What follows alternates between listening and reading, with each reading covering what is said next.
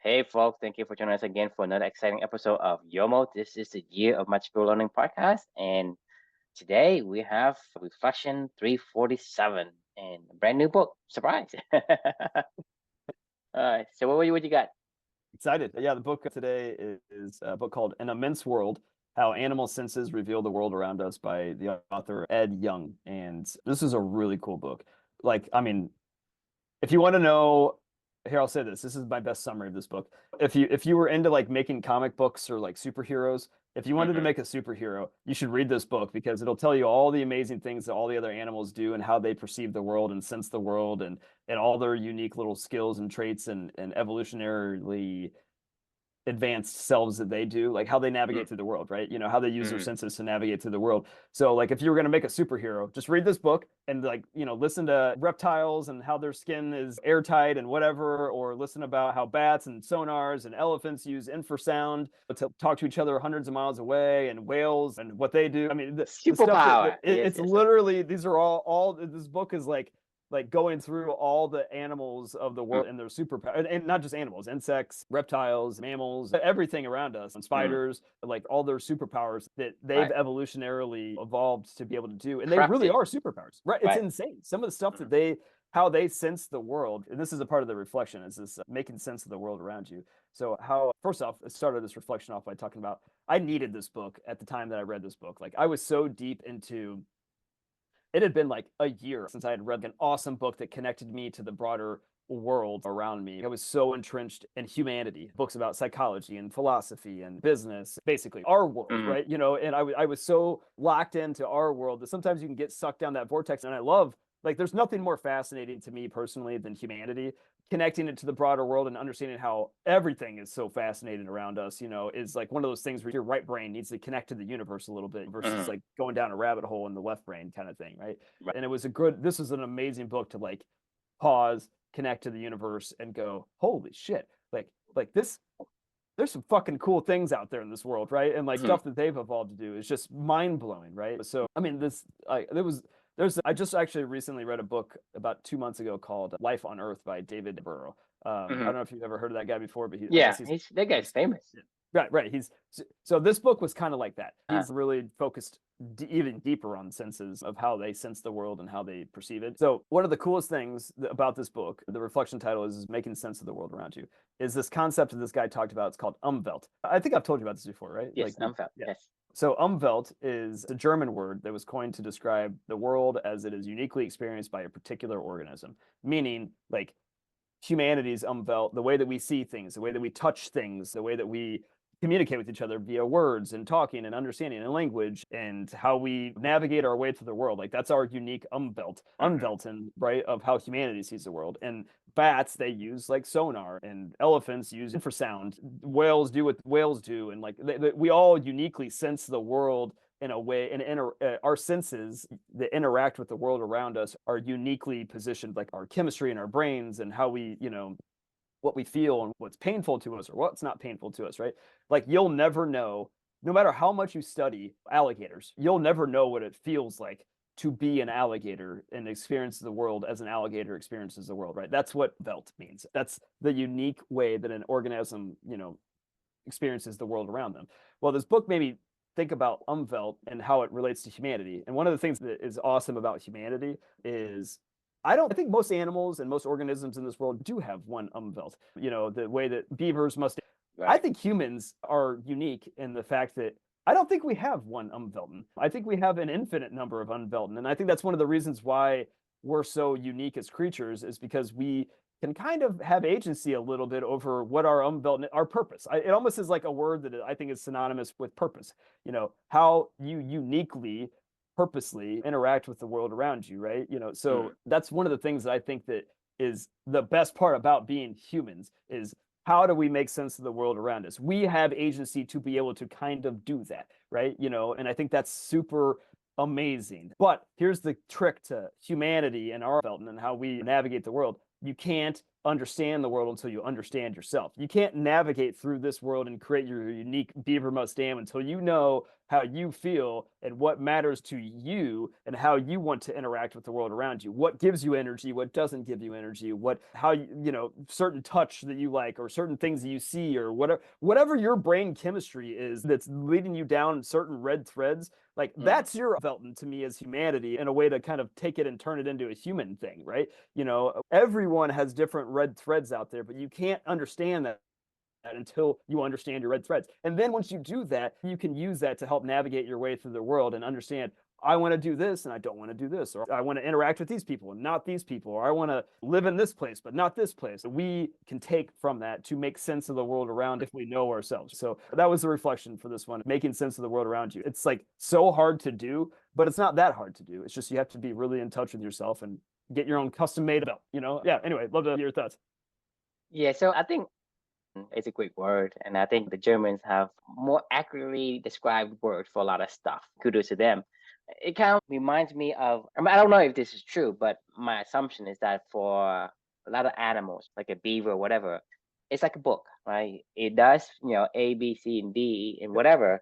For human, I'm thinking it's an analogy to a book that has options in the pages where, hey, Build when your you own get journey. through this, and then you build your own journey, and then that journey becomes your particular unique unveiling.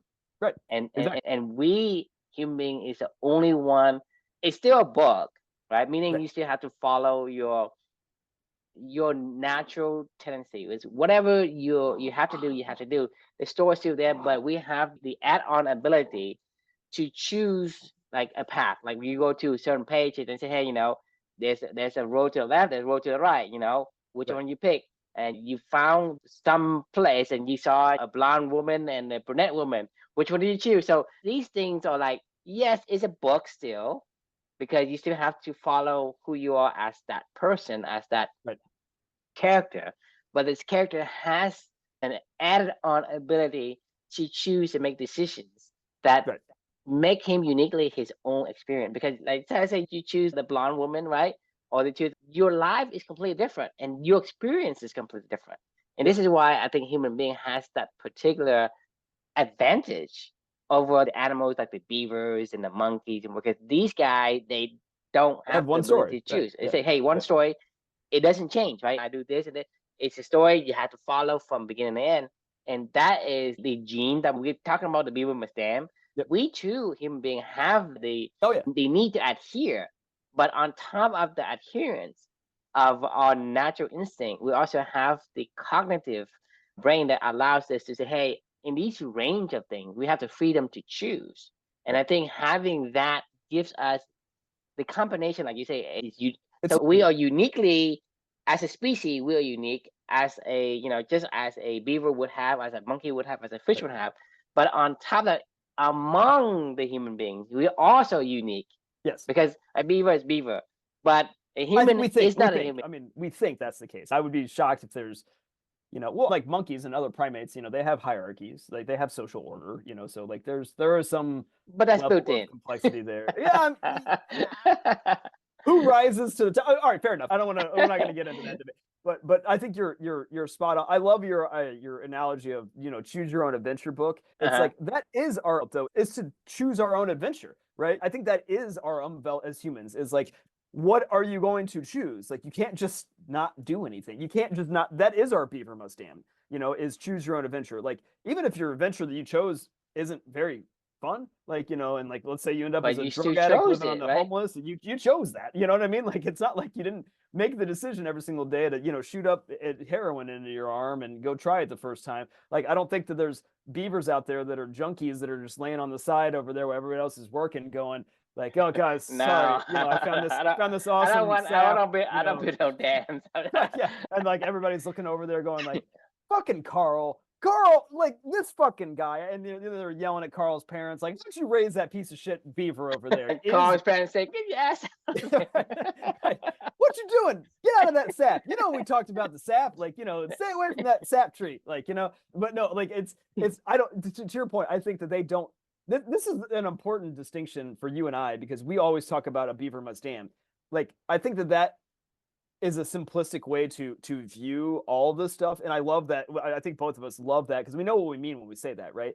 But I think our unique, each human beaver must dam is infinite, It's the right? Like, next level. If you don't understand anything else, then you still at least know that, hey, in your life there is a strong influence of who you are, and you have to obey that. right. You have You to have to listen. obey You have to that, figure because it you say, out. hey, if you're a beaver, you can't try to be a wolf because your life will be miserable. Right. So that's what I'm saying is that beaver must dam, it is a strong influence on your life. So if you are who you are, try to say, this is my tool, this is my advantage. How can I use it? Versus, oh, I like the other one better. It's more shinier. Whatever it is. Or I was told that was shinier. I was told it's better. And to Right. me, this is the mistake people make. It's like they don't obey who they are as the genes Right. that tells them, hey, I got to have these, and you don't provide it, I'm gonna make your life miserable. And we Right. do that over and over again. But the unwritten piece of it is the next level. Say, okay, you're beaver, but you also have the second piece where once you follow the character, right? But your character has more than just, hey, I'm this person, right? Let's say you are a male, right? You are a male character. Then you are looking for a female companion, like the redhead, the blonde, or the brunette, right? But you still want to couple up with the opposite sex. That is your beaver must stand. You can't say, "Oh, I don't like female. I'm gonna go, I'm gonna go hit a goat." So that is the beaver must stand part. But then once you chose, hey, there's a female, but there's a redhead, there's a blonde, and there's a brunette. This is where you go and you say, well, who am I? What kind of personality do I like? Who am I? Who do I need to couple with, whether that's a blonde, a brunette, the redhead, right? So that's where you have to understand yourself a little bit more. To understand yourself as a beaver is super important. But on top of that, you have to also understand your particular preferences to create this unwritten to be the maximum it can be. Because if you Right. don't, like, hey, you choose whatever because somebody says that, hey, you should be this or should be that, right? You're not obeying who you are as a unique person. And then Yeah. you won't have the kind of unwelcome experience that you would have had. Right. And that's the point of this reflection, is that your unwelcome in some part is controlled by how much you know about yourself.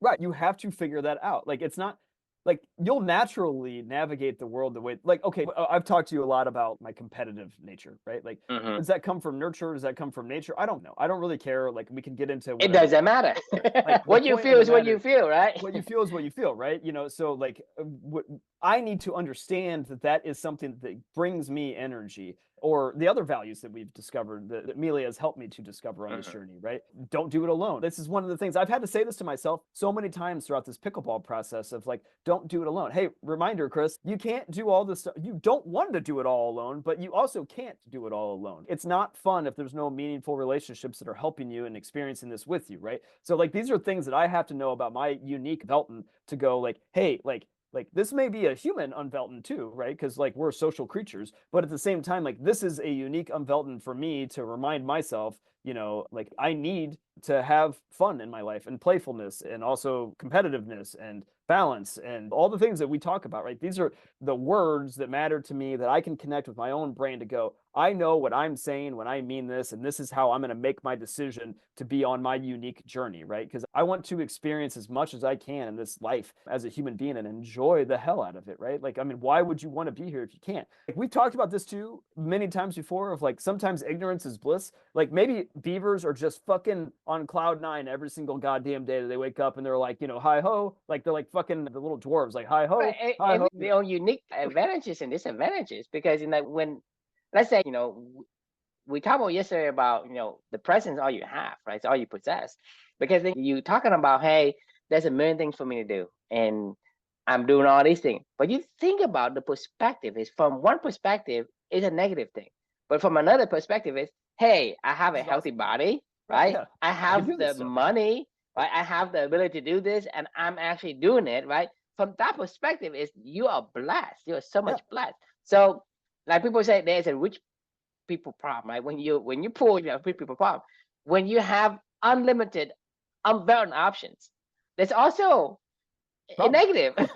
Right. Yeah. I mean, like, I would be hard pressed to tell the gist of what I'm about ready to say is it is harder to be a homeless person by immense amount of work that they need to do every single day just to stay warm and get food and you know and survive, right? Like I there's not amount of money in the world that you could pay me to go stand on the street in 10-degree weather and hold up a sign for 8 hours a day. I'd be like, oh my God, my back is fucking killing me. Like, I want to take a nap so bad. You know, I just want to go piss Well, somewhere and I don't know where I can go to the bathroom. You know, like I'm cold. I want to get out. Like I'm saying, it is hard as hell to be homeless, right? I They know. work hard to be I think homeless. I think this is where the unbound comes in, because for me, if you give an option, okay, you can have a house in North Korea where you're homeless in America. I would choose America all day, every day, million Good years, point. 1,000 times over, right? Because the thing is, you are out of your element, depending on who you are, right? I'm a kind of person that, these things I can figure. I'm a creator, right? I'm a creator. I can figure out how to deal with the cold. I don't have to. I mean, I can guarantee you, you can take everything away from me, throw me into an English speaking country like United States with where they, to me, United States is uniquely given to you that you cannot fail. I mean, even you're homeless, you still have, like, people give you food, and you Right. go and ask for food, but give to you, right? I don't need to go and stand in front of the sign. I can go do something. I can make something. I can go to the library, it's free. I can go to the park and then whatever, it's free, right? The United States. If you throw me in the United States as a homeless, I can probably make it back to where am I right now without a problem. But Right. I would not want to have like $1 million in North Korea where somebody can just go in there and take away all my power Right. at any Right. time, right? So yes, in some cases you're out of your element. If you are a beaver, right, and you're in the Sahara Desert or in some tundra, then yeah, you're outside element. But if you put a beaver in a water environment, it doesn't matter where you put them. I'm gonna find ways to put a dams, right? Whether it's leaves, whether it's twigs, whether it's rocks, whatever. I'm gonna find ways to do it. So the unbounded, it is who you are. So it is super important to use yourself as a compass to decide what is your choices you gotta make that is gonna Right. fit you for who you are and give you the best, the maximum experience in life. Because that's the point of company, is to encourage you to Use explore who you your unbound. are, Right. Yeah. that you have to be, kind of like skew, because people, say things to you Right. and you have unlimited unbound options. And the unbound option becomes confusing because, hey, is this that, blah Yeah. blah blah, right? Get too many options and you become paralyzed in choosing it. And I think this is where having a compass and understanding yourself is going to help with a lot of those uncertainty, because uncertainty is also what gives us as human being the stress. Because the beaver, he They doesn't don't really know have anything the else. the, Right. They don't the have a choice. faculty. Right. They Right. don't have the faculty to think about it, Right. so it Yeah. cannot be stressed Exactly. out, Right. right? I'm not gonna. The beaver is not gonna think about tomorrow. I'm gonna have any trees or having the twigs or whatever to dam. Tomorrow he's not gonna think about food, or tomorrow he's not gonna think about some lion's gonna jump him up. And we have the same issue. Is we don't know if we're gonna die today, tomorrow, or the next day, but Right. we think we do, and we think we have control over the future, and we think about the future. Hey, I got a million things to do. I got to do all these things. Whatever you worry about, chances are it's not going to come like the way you think it is. It's going to be different. It could be, hey, it could be transform into something you like or something you may not like. Right. Regardless how it transforms, it is not going to be like how you thought it would be. And so these abilities, both a curse and a blessing, and everything Yeah. else is. I mean, it doesn't matter. But using yourself as a compass gives you some ease in handling and making sense of the world. And Right. it's a great reflection to say, making sense of the world. Is how do you do that? The kind of person you are, what's given to you as your gene, as DNA dictates, what do they need? Satisfy those needs, and you will have the unbelted. Yeah. I mean, agreed. I mean, it's like your own custom unvelton. I mean, beavers don't get custom unveltons. They get one unvelton. Like we do. Like we could have a custom unvelton, and like that's pretty freaking cool. But it's also a disadvantage if you It don't is, know yeah. how to structure Well, that unbound, then I think that's when people, I mean, this is why I keep saying the word purpose when I think of Unbelten, because I think this is a lot to do with humanity. I think everybody uniquely knows they have a unique Unbelten, right? But then they're like, how do I figure that out? And if they don't figure it out, you feel lost, like you feel like you're purposeless. You feel like you're not experiencing the world as it should be experienced by you uniquely, and when you feel that way, it hurts a lot. It's painful to not be to not experience your unvelten in the world, right? Like, and I'm not saying that it's like mental some anguish is probably the worst pain you can ever have. yeah, It's it's a mental horrible. anguish. I mean, the thing It is, hurts. you It's self I it's mean, self-sabotage, you can have physical body pain, but you can just take one of those blockers and you don't feel nothing. But Right. mental anguish, there's no cure for it. But mental anguish is self-inflicted.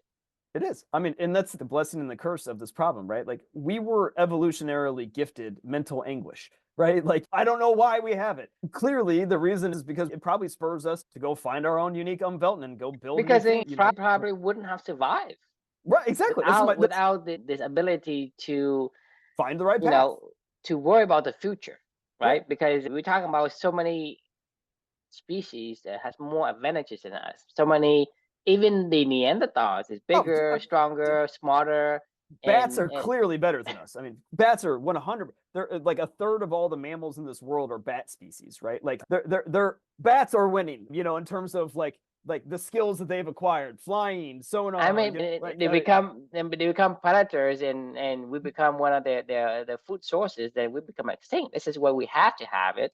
And right. like I say, anything you have is an advantage and disadvantage. I mean, I don't need to explain to you that anymore about give somebody a sword. Well, you can defend, or that sword can kill you. So same thing with the gun. So everything is both a strength and a weakness. It's both a curse and a blessing, right? So you have to figure out, okay, how do I make it more of a blessing than a curse? It's never going to be perfect. I mean, it's always a journey, and But it's that's a always choice because right. because that's what we are given. We have to give him that choice, Right. and we are given the frontal cortex, the front forebrain for that. Right. To Well, to analyze that. do you ever get the impression that like bats or beavers or every other animal, a mammal, or even animal in this world is just like in a 24/7 state of flow state? Like they know what they're doing and they're enjoying doing what they're doing. And then there's us over there where we're like, dope to dope to dope, like what do I want to do today?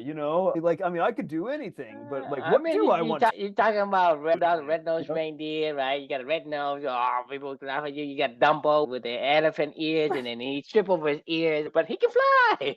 Right. He's figured it out. I mean, like I feel like they're just, in a 24/7. Like, that's one of the things that makes animated movies so funny is we give them human characteristics, and we're like, it's so funny to see a dog with racked with emotion of what are they going to do today or tomorrow, you know what I mean? Like, when you extrapolate donkey on Shrek, like when you give them a human voice and a human choice, and you're like, no, a donkey just is going to be a donkey, like, like that's what a donkey's going to do, like there is a need to be that. But when you give them that agency, that's when it becomes really funny, because you're like, well, a donkey's just supposed to do this, but then now they're doing all this other stuff and they're trying to figure it out as well. It's fucking complicated is the point, but right, you got to figure it out. All right, I know you got to go. That was a fun midday Yomel. And question we can leave for everybody is, have you figured out your inner Umvelten yet? And if you haven't, you should probably figure that out.